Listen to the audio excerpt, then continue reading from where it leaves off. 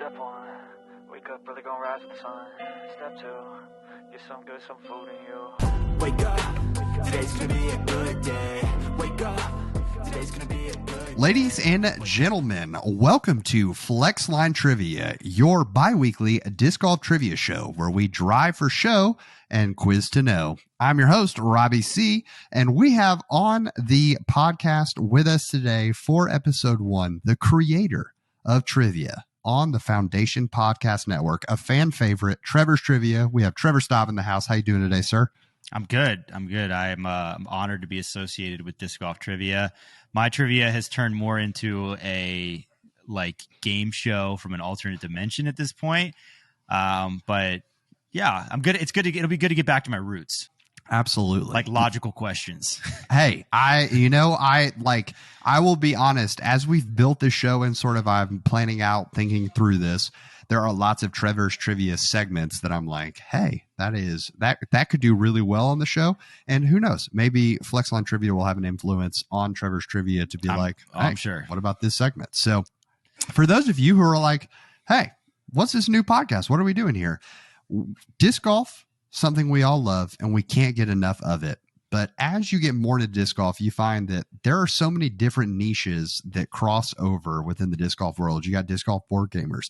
You got people who are disc golf, I don't even know, like entrepreneurs. Then you have people who love trivia. Trivia is this beautiful thing that no one likes to claim they're good at trivia because you don't want to look bad. But at the same time, there's nothing quite like that feeling of, I actually knew the answer to that. It's true. It unites the people. So what we've decided to do is to launch a bi-weekly, and that's a confusing word because the English language really helps us out, twice a month, not twice a week, twice a month. We're going to be dropping Flexline Trivia, and it's going to work like this. You, as the listeners, are going to be following along, competing against Trevor and your friends to see, do you have what it takes to know and shoot the hottest round out there on the scorecard? We're going to have 5 rounds. The first 4 rounds will all have 5 questions each question being worth 1 point. These rounds will all have a theme to them. Think Jeopardy, where you have different categories moving throughout. And the answers to these questions, we're going to read the questions out loud, give you a second to ponder them, and then we're going to come back through the questions, give those answers, and just have a great time, giving some background information, having some laughs, and seeing what all we know. Sound like a win, Trevor? Sounds great. All righty. Our 5th and final round will be a special round with some points to be wagered and things of the sort. So we're going to go ahead and dive into round 1 just to get things started. Like I said, we got 5 questions in each of the first 4 rounds. Our first round is always know the rules. This is about PDGA rules questions. Once again, inspired by Trevor's Trivia with, or I guess this was really like know the call back in the day. I actually stole that segment from Sports Illustrated Kids. Used to do know that call. I love it. It. Hey, no idea is a new idea, right? Like that's right. Philosophers were telling us that for years. So we're going to read through all 5 questions for you at home listening, and then we're going to come back through, give you a second to kind of think through them. So Trevor, be thinking along as we do this. So your first question in round 1, always know the rules. Players often talk about circle 1. How far out from the basket does circle 1 stop? Question 2. Most commonly enforced in places like the West Coast, what is the name of the rule dictating your disc being stuck in a tree a certain height above the ground, which causes the thrower to take a penalty stroke? Once again, I feel like I need to repeat the questions. Most commonly enforced in places like the West Coast, what is the name of the rule dictating your disc being stuck in a tree at a certain height above the ground, causing the thrower to take an extra penalty stroke? Question 3. Your disc goes out of bounds, and when you approach the spot, you noticed barbed wire. How much relief do you take from the OB line? When your disc goes out of bounds and you approach the spot, you notice there's barbed wire. How much relief do you take at that spot? Question 4. Commonly abused and not called. How much time is each player technically allotted to complete their shot from the time they address their lie?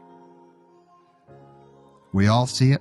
We have names that come to mind. Commonly abused and not called. How much time is each player technically allotted to complete their shot from the time they address their lie? And question 5, rounding out the always know the rules round. If you're in the fairway and your group believes you did not have a supporting point behind your disc within the designated teeing area and a card mate does second it, what penalty do you incur? If you're in the fairway and your group believes you did not have a supporting point behind your disc when throwing in the designated teeing area and a card mate does indeed second it, that guy, what penalty do you incur? We'll give you a second to think about your answers before diving in.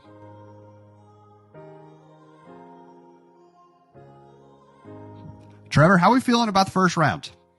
I feel pretty strong. I think that this is the round where I should know all of these, and yet sometimes they feel like so second nature to me that I second guess myself, and I'm like, but is that actually the rule? I don't know. I don't play a lot of tournament golf, so rules are not my strong suit. However, I've had to discuss a lot of rulings on podcasts to where, I know the basics, and then I know a few nuances. So I feel pretty confident though.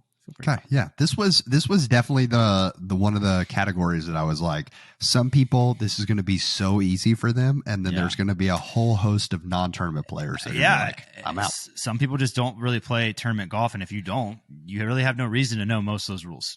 Absolutely. Well, let's dive in and see how you did. First question: players often talk about circle one. How far out from the basket does circle one stop?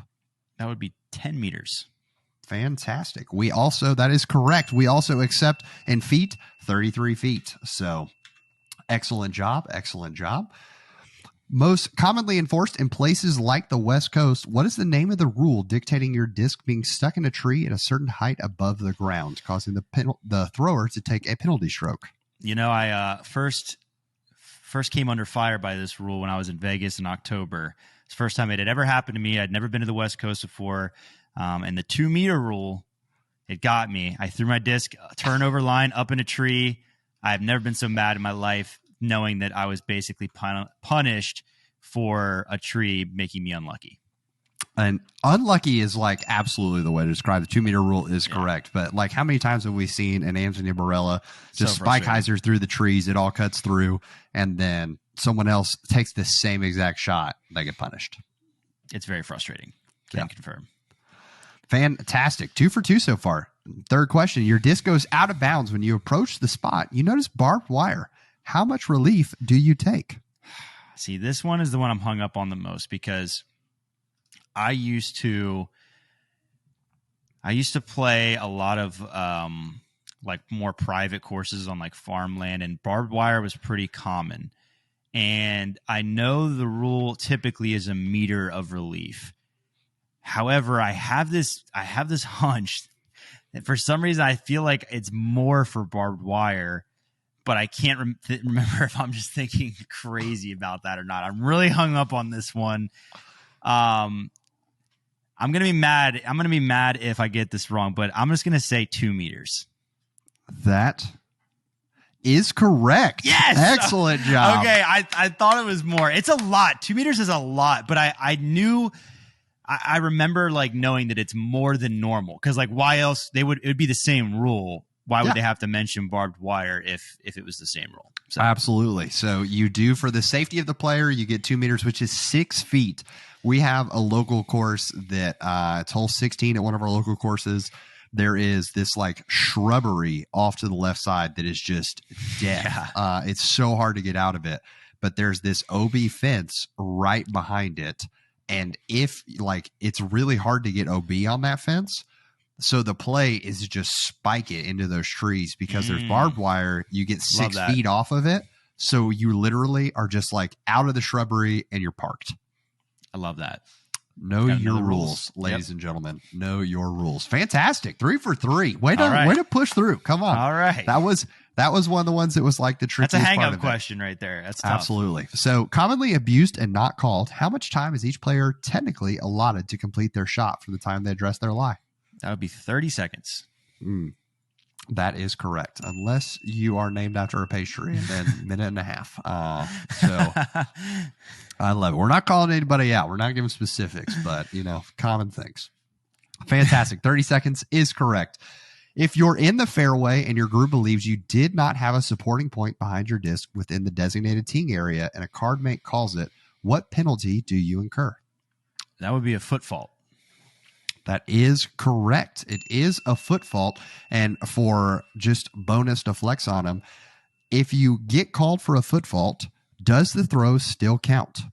So the old ruling on foot faults was you actually got a warning on the first one, which is a very silly rule. The new rule, if I remember correctly, I feel like this might be one where there's like low key a sneaky option. I know there's like some rules there's like a tricky option, but I think the ruling on the foot fault is it does not count and there's a stroke penalty. Okay. That according to what I found is that you do get a stroke penalty, but the shot does count. It does. Okay. So, but the warning, you are right in that the warning is now gone. Which I'm with you. I think that like it would be so weird to like get the warning because then I feel like they're in their head, so they're never actually really punished. Yeah. If you, I feel like it's kind of silly that the shot would even count because that could be abused. Like, what if you're in a situation where the stroke is worth the foot fault? And what is a foot fault? I could run up from 100 feet down the fairway. I think we looked into this at one point. Like, I think it gets to a point where it's considered a misplay.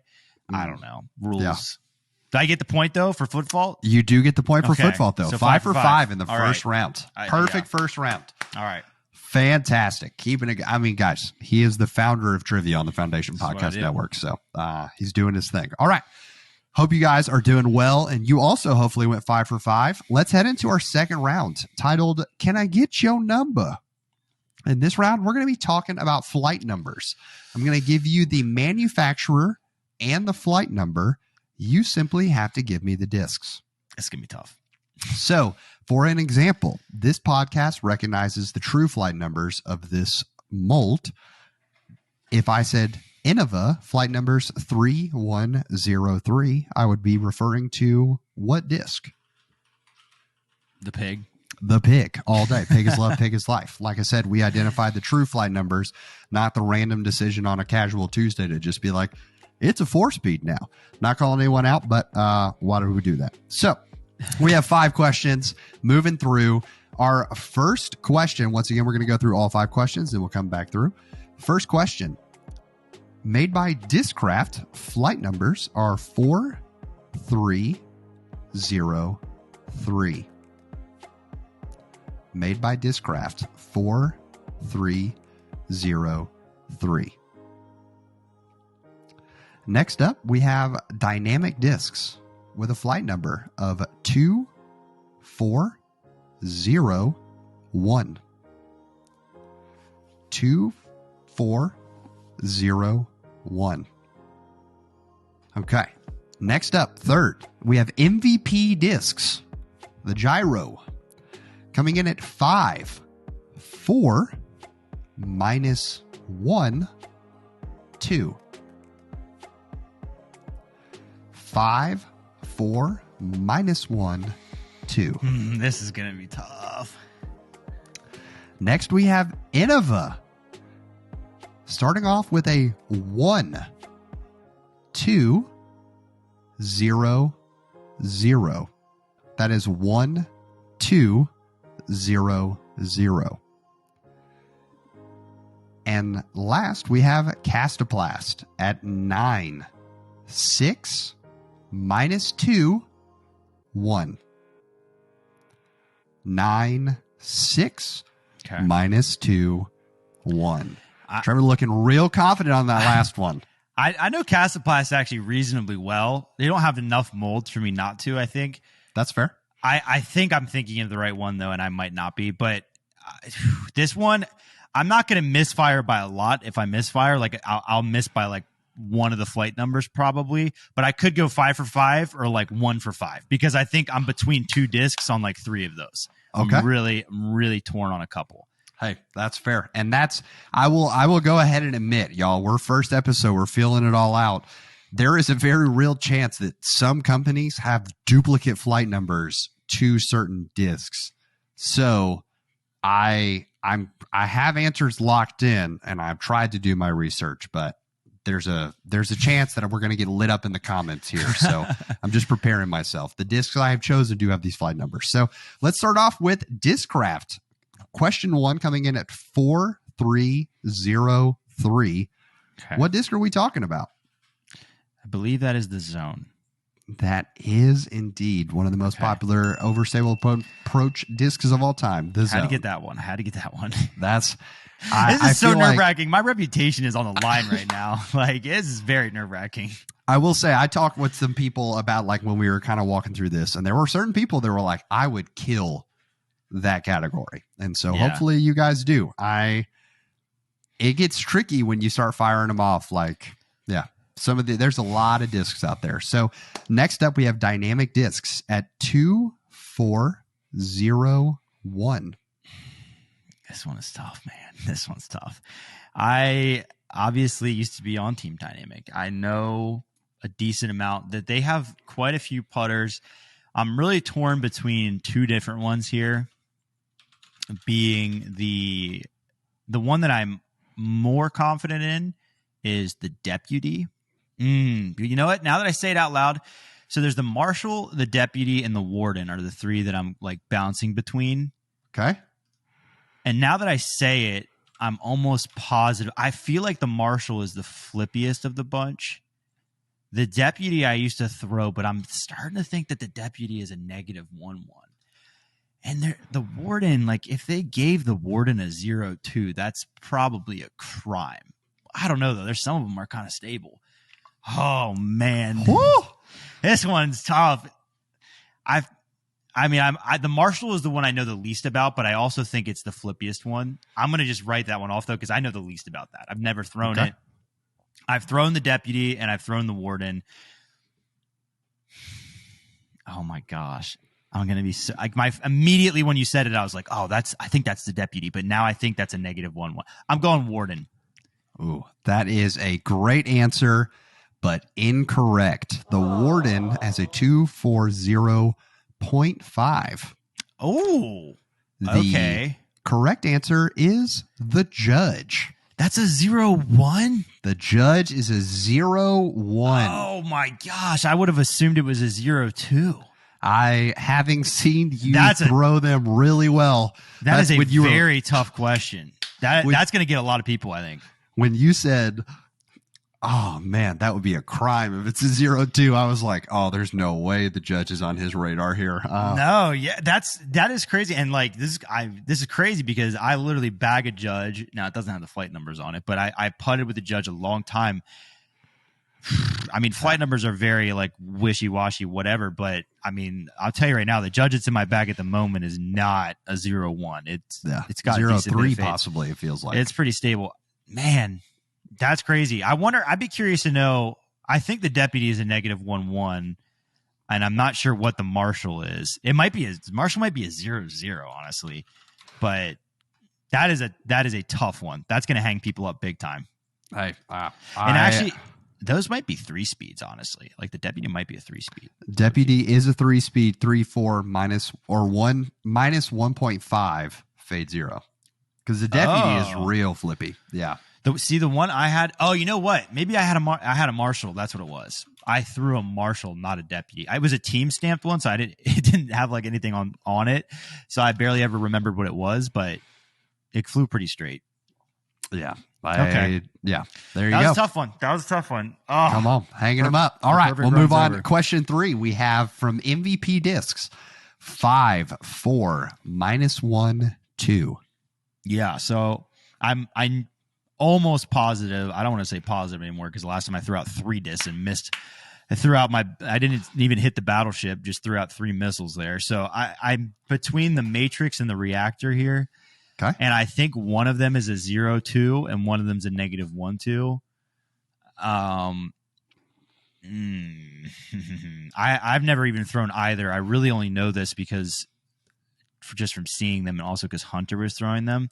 Yeah. I think the reactor is a 0-2. I'm going to say the Matrix. Okay. The Matrix is correct. Yes. You do find yourself inside of the Matrix. And I'll go ahead and let you know the reactor. I'm having to be careful how many things I throw out here so that way I don't ruin this for future listeners and whatnot, right? But you'll know, remember this tidbit, you'll never forget it, because the reactor actually has 0.5s on both the turn and the fade. So it is a minus 0.5 and then a fade of 1.5. Okay. That's right. They do those 0.5s. That's sneaky. Yeah. I mean, when you're a science-based company, you gotta lean into the numbers. So excellent pull on the Matrix there. Okay. I was hoping I would trick people into getting the reactor because people forget that the Matrix exists. But not me, man. Hey, it's not Simon either. So fantastic. I feel like Hex would have been too easy. So yeah, we move into Innova 1-2-0-0.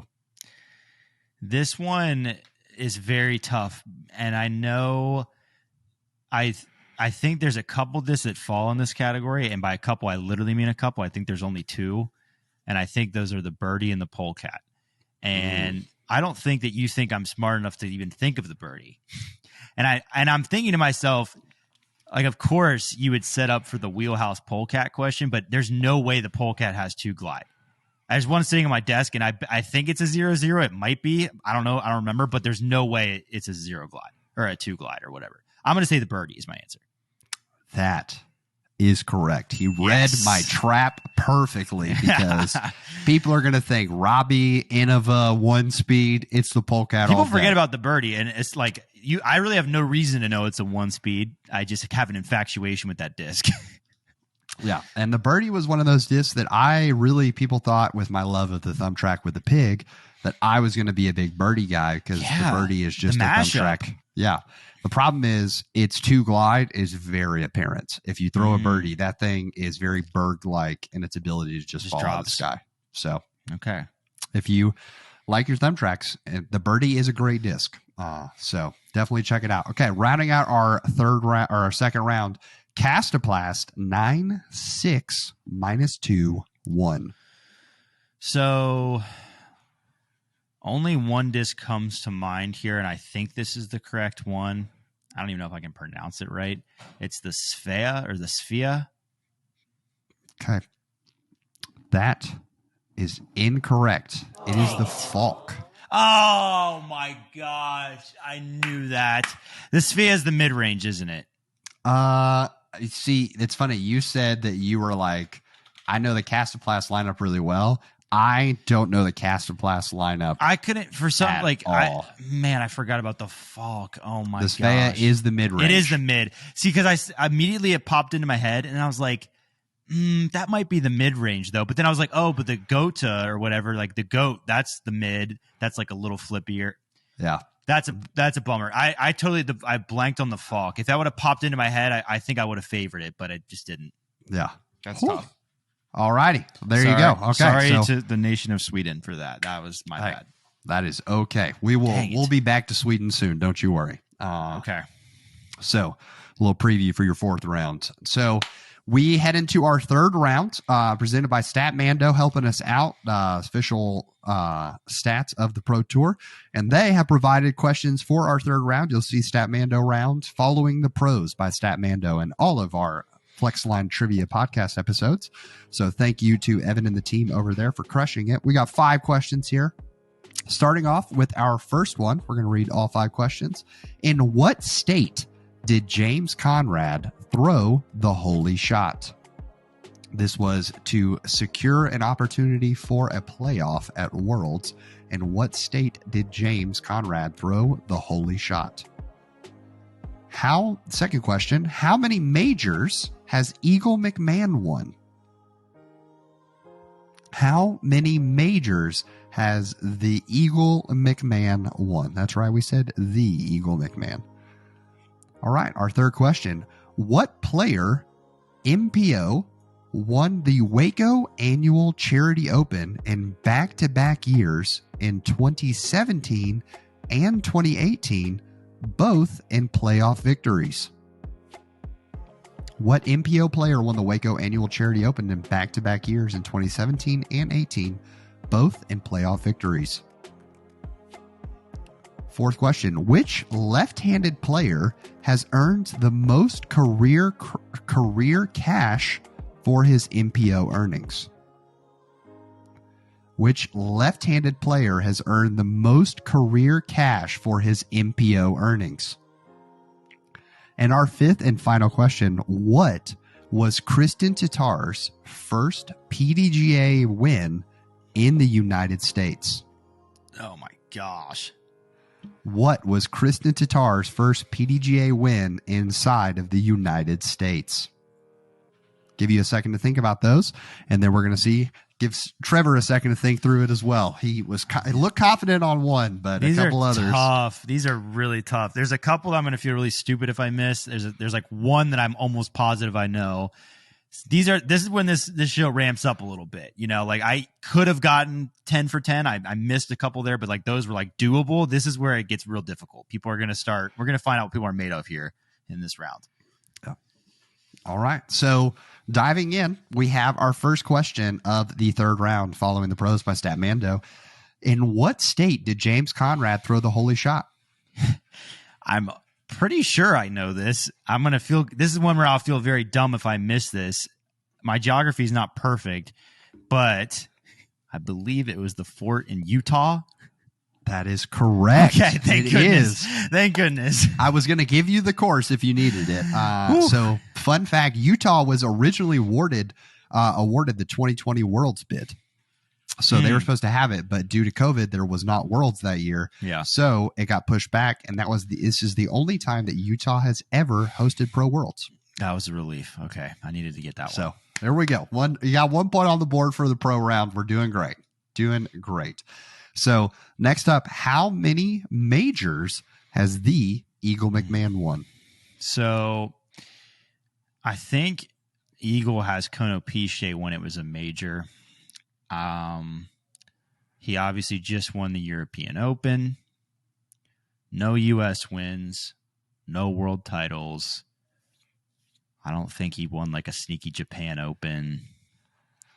And I know he choked away Aussie Open one year, but I feel like he also has one. Like, I think he has a sneaky Aussie, because I think I remember, like, my narrative used to be that he only had, like, the fake majors, and I think it was because he had both Konopiche and Aussie. I'm going to say he has... I'm going to say he has 3. 3 is an excellent answer. Incorrect, but an excellent answer. He has 2 with the European Open in 2022, and he does indeed have Konopiche. So he didn't win Aussie.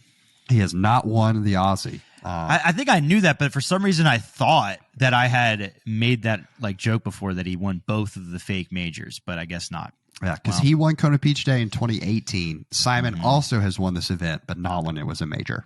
Yeah. Okay. So tough one. Also, for those of you who listen to podcasts and you're newer to the history of the sport, if you've never looked up Konopiche, it is awesome. It is not. First off, it's beautiful to watch. Second, it is not spelled anywhere remotely how you think it's supposed to be spelled.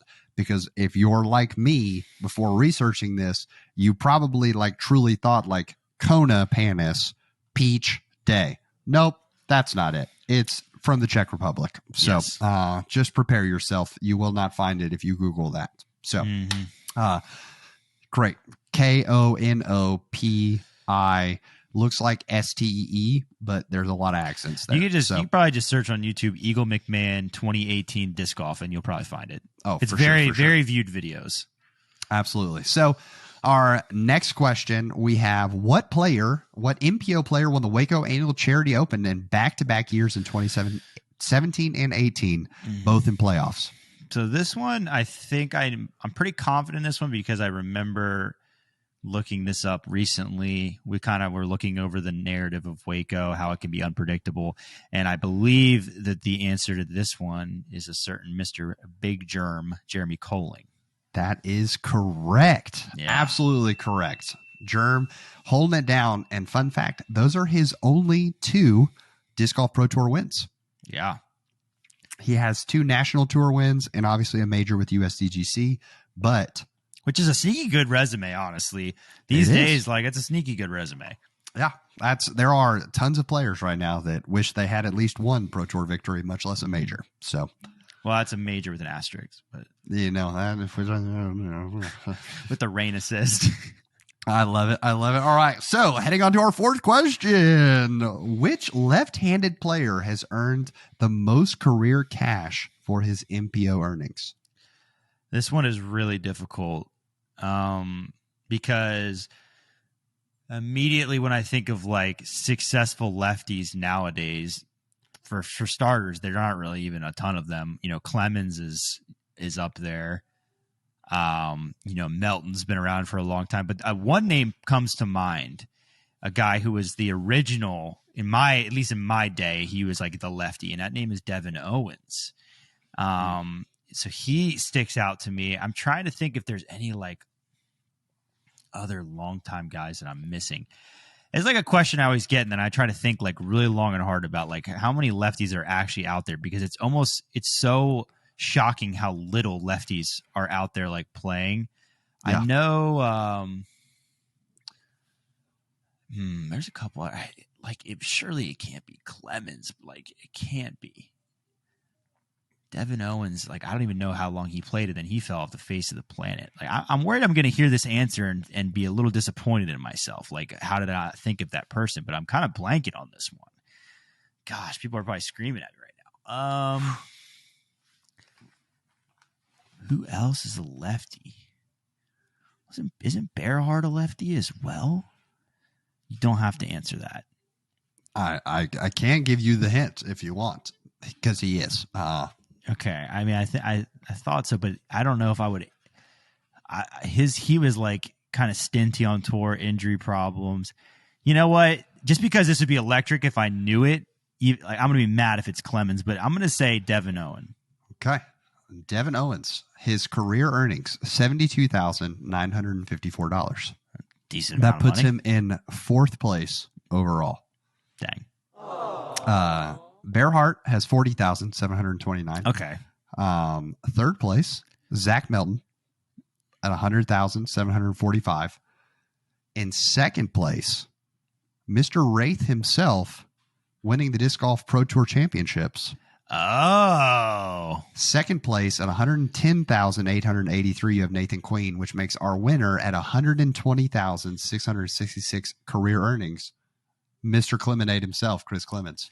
Gosh dang it. Sometimes its answer is obvious. Sometimes it's just right obvious. There. The hard part is, right, with Devin, you have like the cash has just gotten so much bigger. Yeah. And when you look at like, gosh, average places, you have Chris doesn't play a ton of like smaller events anymore, and his average finish is still 14th. Yeah, he's good. Clemens is good. Man, that it was an easy question, but I thought the answer was a little too obvious, and sometimes it is. Sometimes it is. Lesson sometimes to be it learned. is.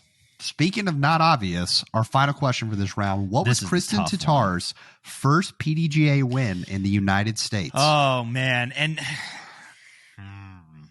I feel like it was a big one. I'm almost positive she came in and her first win was like a pretty big deal. And I'm going to go along those lines. Okay, Trevor, think. I'm going to say that it was the U.S. Women's Championship. That is correct. Yes! She won U.S. Women's. And all right.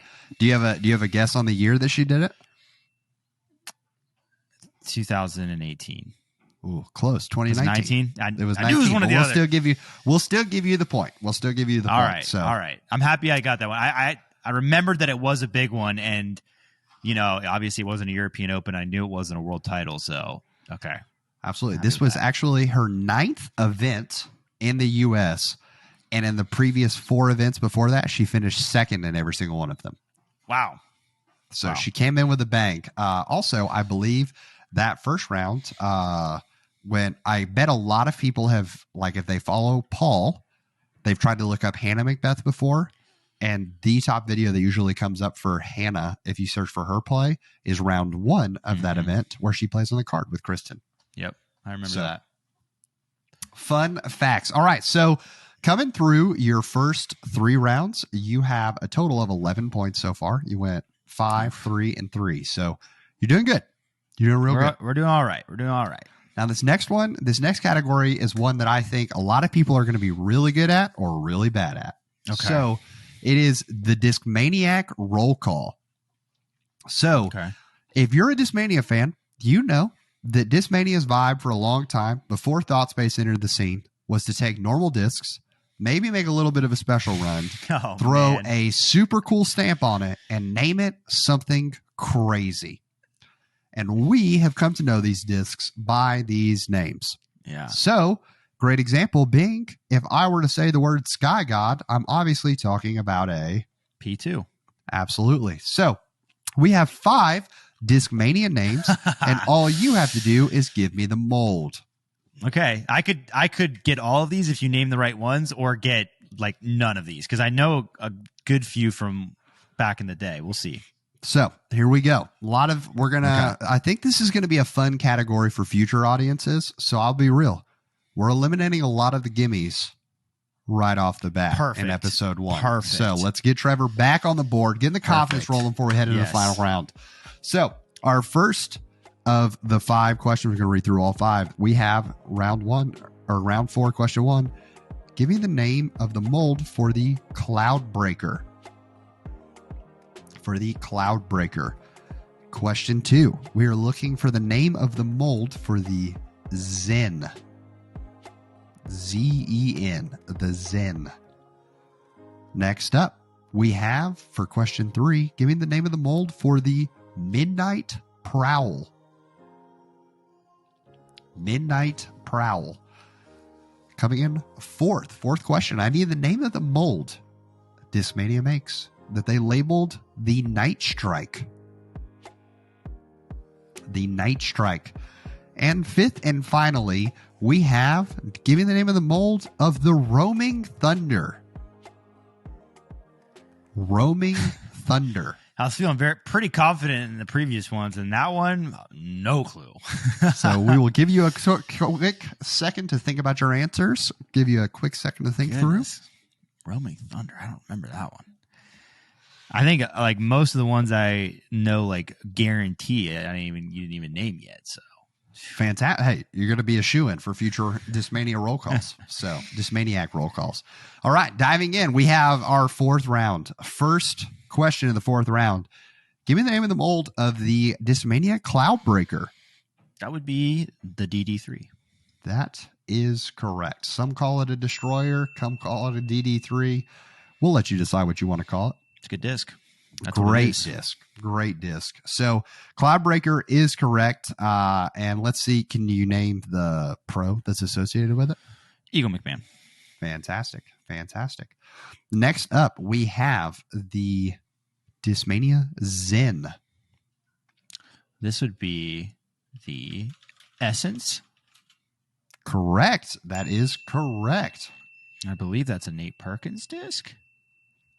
That is indeed a Nate Perkins disc. Okay. All righty. So moving on to our 3rd question, we have the Midnight Prowl. This one almost took me in the wrong direction for a second. Then I had to snap back into it. And I believe that is the Kyle Klein Origin. That is the Kyle Klein Origin. We actually just got a second run of them, the Midnight Prowl 2s. I want to say it was like late 2022. Yeah, it wasn't too long ago. I remember that coming in. So fantastic. He's 3 for 3 so far. Doing great in the Discmaniac roll call. Next, we head to the Night Strike. This was a very popular disc. Very popular. Very. And this was, I believe, another Nate Perkins. And I believe this was an FD2. That is so close. It is just a Glow C-Line FD. It is an FD. Yep. I thought I mean, I was pretty confident. I immediately thought FD, but then I was like, but I thought they were more stable than that. But I guess it was probably just a stable run of FD. That's why I think that's why they wanted him. Yeah, is because dang it, I never had one. Never had one. Yeah, I know someone who had a Night Strike 3, and he lost it in the middle of a course one time, and we spent about an hour roaming through the leaves trying to find that thing. They were very valuable. I think they still have pretty good resale. Man, yeah, that's a tough one. I mean, it is what it is. Hey, that's a toughie. The FD, the old FDs. I mean, the new FD is not your father's FD. I'll just say that. Mm-hmm. So, all right. So, leaving us with the fifth and final, the Roaming Thunder.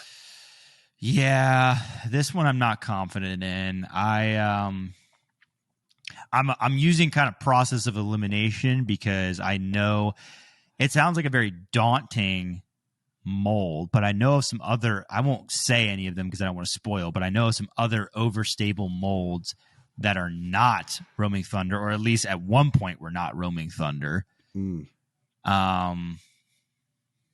Man, this one's tough. I'm trying to think of like what's even my. Now I know that's not what they called it this year, but this would have made sense for this disc. I'm just gonna go for it. I'm just gonna say. Ooh. No, wait. Actually, I do know this one. I do know it. It's PD2. That is. It does have a D and it does have a 2 in it. But it is, in fact, a CD2. Oh, my gosh. You know what? The first time I ever saw one, was this the Lazat run? This is Dana Vicic. Oh, okay. So maybe the one, I guess the Lazat one that I saw come in the other day was not a Roaming Thunder. I genuinely had never seen or heard of this one, I don't think. So I know Dana. Lazat. Sorry, Dana. Let's see. Lazat, I believe, had a PD2, but I don't remember what it was called. Yeah, or maybe we'll find out what his custom PD2s are called in a future episode of Discmaniac Roll Call. That's a toughie. The Roaming Thunder, see, like I said, it was a lot of softballs at first, and then we just wham, hit them hard at the end. That's the beauty of trivia, guys. Beauty of trivia. Well, Trevor, coming into our final question, you are currently sitting at, you got 14 points. So you only missed, you missed 6 questions. So that's not bad. It's not awful, but it's disappointing. It's disappointing. Hey, that's okay. So 14, we can hold our head high. So our final question is a special one. And how it works is that I'm going to give you the month, and there's only one answer. There's only one true answer to this final question. I'm going to give you the month and year that a disc was approved by the PDGA. Okay. I'm then going to give you 4 hints, and each of these hints is associated with a flight number for this disc. Okay. So I'm going to give you all 4 of those. I'm going to give you all the information, and then you're going to have the opportunity to lock in a guess that you think is the shot. And guess, you have the opportunity to do this at home. Now, once you have that answer, I'm then going to tell you, you can either lock that in for double points and hold on to it, or you can say, hey, I'm going to leave it up for the possibility to change. What that means is I'm going to give you the correct answer to the flight numbers, and you have the chance to then swap it out for something else. If you choose, this question's worth 10 points. So if you lock it in before hearing the flight numbers, it can be worth 20 points, which could double your score, basically. So you have that opportunity. All the questions in front of you. Are you ready? I'm ready. All right, here we go. This disc was approved. This mold was approved January 9th, 2002. That's tough. January 9th, 2002. Here are your 4 hints. For the speed, the first number, this is the number of world titles claimed by Ricky Wysocki. Number of world titles claimed by Ricky Wysocki for your speed. For your glide, the second number, we have the place that Brody Smith finished at the Dynamic Discs Open in 2022. That is the place Brody Smith, Sir Broderick Smith himself, finished at the Dynamic Discs Open 2022. For turn, this is the number of Creator Cup titles held by disc golf content creator Robbie C. That is the number of Creator Cup trophies that he has in his house, Mr. Robbie C. For your fade, number of Pro Tour events happening in Oregon in 2023. This includes majors, playoffs, Elite Plus, Elite, and Silver Series events. The number of Pro Tour events happening in Oregon in 2023. Give you a second to think about that. You got 4 questions to process that also are going to take you to a disc. I think I'm pretty zeroed in on the flight numbers. I might be, I don't know. I think I have them all. Unfortunately, 2002 and the flight numbers that I'm tracking with leaves a whole host of possibilities. However, getting the flight numbers from you is not going to help me. So I'm definitely just going to have to go for it. Okay. So what I'm tracking right now is Ricky's got 2 world titles. Okay. Brody finished 3rd at the DDO. You've got 0 Creators Cup titles. And I believe there's 2 events in Oregon. I believe there's Beaver State and Portland. So 2302, that tells me putter that was approved in 2002. And a lot of putters can fit that category. I think I'll probably just go for one that is. The problem with putters too is like the flight numbers on them can just be.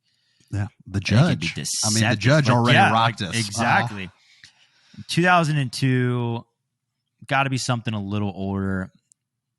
I'm between a couple very popular putters that come to mind. Oh my gosh.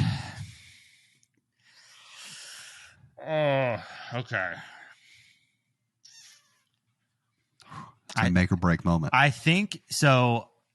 I think that I can't even remember if the AVR is an 02 or 01, but I also think the AVR is older than that. But then I also remember the AVR is sneaky. No, Climate was put with the AVR back then, so never mind. I think I'm going to go. I'm going to go with the Discraft Challenger. That is my guess. Okay, and you are locking it in for your double point possibility. Like this is a real shot in the dark, but like I don't know.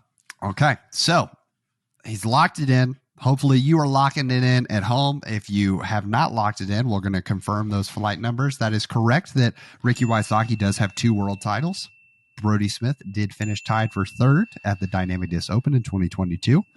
Robbie C tragically lost it on the last hole, able to push, but has 0 Creators Cup titles so far. And then the number of Pro Tour events happening in Oregon is indeed 2. Okay. With the Silver Series of Beaver State and Portland Open being the Elite Plus. At least I was locked in on that, but I also don't even know if the Chally is a 2302. That was just, it feels like it is. Those flight numbers, it is 2302. So if you now want to, if you're listening and you want to swap it out, feel free. You now are going to get 10 points if you get this correct. You'll still get 0 if you got it incorrect. So hold on to that. Give me your second to think through. Lock in that new answer. Hearing that fade is so nerve wracking because, like, if I'm wrong and it's 3, for example, well, that's changed everything. So tough. I will go ahead and tell you, Trevor, that you are correct in terms of nailing the flight numbers of the Discraft Challenger. It is a 2302. Okay.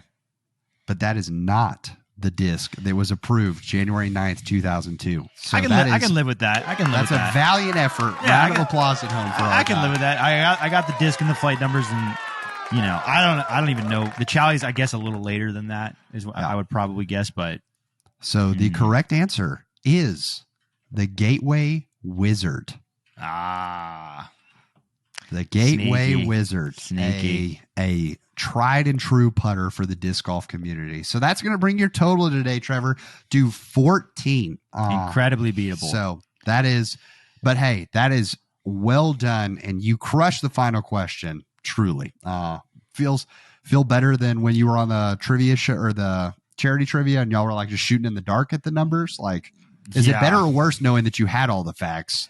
It makes me feel better because I do think that like getting that part of the equation, there was a guess involved, you know, like nobody is really, there are a couple discs that I would know the year like spot on, but very few. So yeah, just tough. Well, hey, I want to say thank you for coming on as our first guest to Flexline Trivia, man. I had a blast. So we'll have to have you back on in the future. For those of you who have played along, we are going to be posting a scorecard to Foundation social media for you guys to check out. Be sure to fill it out. Make sure you share your success and let us know. Did you beat Trevor? Did you beat your friends? So thank you so much for listening. We look forward to having you on for episode 2 in 2 weeks for your next round of Flexline Trivia, your bi-weekly disc golf trivia podcast where we drive for show and quiz to know. We hope you have a fantastic rest of the week, and we'll see you on the next one. Step 1, wake up early, gonna rise with the sun. Step 2, get some good, some food in you. Step 3, think real hard about what you want to be. Wake up, today's gonna be a good day. Wake up, today's gonna be a good day. Wake up, today's gonna be a good day. Wake up, today's gonna be